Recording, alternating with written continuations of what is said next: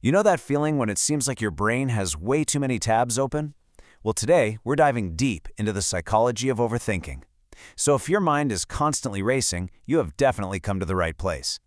In fact, I'm going to bet you're probably doing it right now, right? You're wondering if this is the right explainer, if you should have kept scrolling, and now you're thinking about the fact that you're thinking about it. Yeah. Hi, this one's for you. Okay, so first things first, let's get one thing straight right away. This is about so much more than just worrying.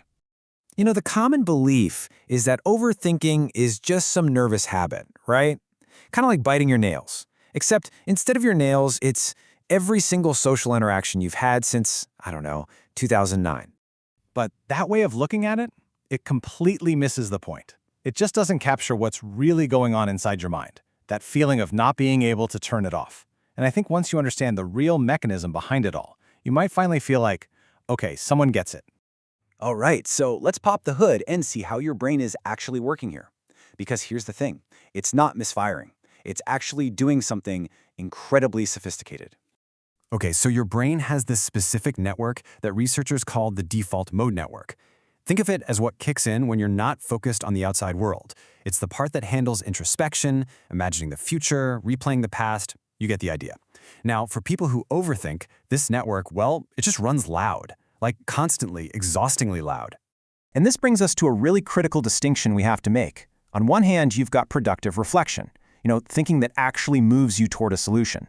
But on the other hand, you have what psychologist Susan Nolan Hoeksma called rumination. And that's when you just cycle through the same thoughts over and over again without ever getting anywhere new. This quote just nails it, doesn't it? You feel like you're problem solving, but you're not. You're just rehearsing the problem, dressing it up in slightly different costumes, but none of them actually help you solve a thing. So here's the really crucial part. All that thinking, it doesn't actually process the negative emotion. It does the exact opposite. Research actually shows it amplifies and preserves the feeling. It traps it, kind of like a prehistoric insect stuck in amber. The very tool you're using to try and feel better is the one thing that's keeping you stuck. So why on earth does our brain do this? Well, it turns out this isn't some kind of bug in your system. It's a feature. An old, kind of outdated feature maybe, but one that was once incredibly useful. See, a lot of overthinkers grew up in environments where uncertainty felt, dangerous. And I'm not necessarily talking about big, life-threatening danger, but that everyday kind. Your brain learned, probably from a very young age, that thinking ahead and planning for every single possibility was how you stayed safe. It was a really smart, adaptive survival skill. So your brain basically became an expert scanner, right? It was constantly on the lookout for things like unpredictable moods in other people, or those subtle signs that you might be misreading the room, or just that general feeling of uncertainty that felt like a threat. But here's the problem, right? That same high-alert system that kept you safe back then is now being used for situations that are super low stakes, like sending a simple text message. Your brain doesn't really distinguish between a genuine threat and, say, an ambiguous look from your boss in a meeting. That stress hormone, cortisol, it gets released either way. Your body's response is very real. Okay, so let's talk about how this plays out in our social lives. Because, let's face it, a huge chunk of overthinking is all about other people and what they might be thinking about us.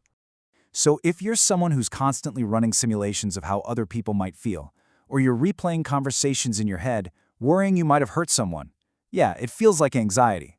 But you can also look at it as a form of deep empathy.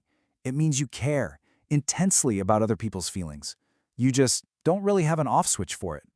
Okay, let's take a classic example. Canceling plans. Most people might type out, "So sorry, can you reschedule?" And boom, send it. Takes like 9 seconds. But the overthinker? Oh no. You open the message. You draft it. Then you decide, sorry implies you did something wrong, so you delete it. Then you rewrite it, worry it sounds too cold, so you add sorry back in.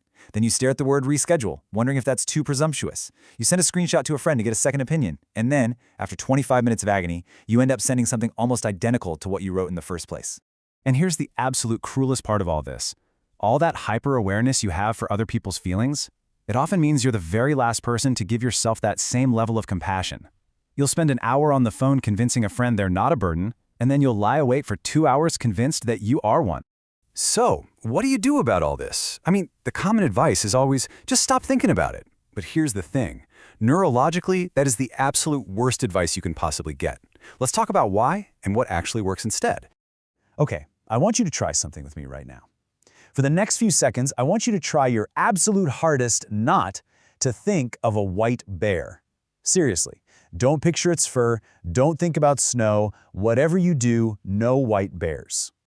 So, how'd that go for you? You're thinking about a white bear, aren't you? This comes from a famous experiment by a psychologist named Daniel Wegner. And what he found is that when you actively try to suppress a thought, it creates this rebound effect. The second you stop trying, the thought comes roaring back, even stronger than before. So telling yourself to stop worrying is basically like setting a mental boomerang in motion. So if pushing the thoughts away doesn't work, what can you do? Well, you can start by just noticing what they're about. Because this overthinking, it isn't just random noise. It's actually a map. It points almost perfectly to what you value, what you're afraid of losing, and who you love. In its own strange, twisted way, your anxiety is showing you exactly what matters most to you.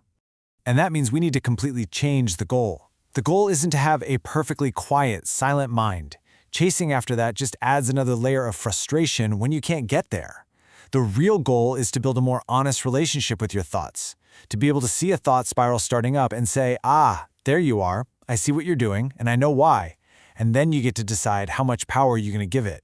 So, from now on, instead of asking, how do I make this thought go away, try asking a much better question. Ask yourself, what is this thought actually trying to protect me from? And then, does that threat still even exist? Because most of the time, the danger your brain is still scanning for, it dissolved years ago. All that's left is a very, very well-practiced habit. And the first step to changing any habit is just becoming aware of it.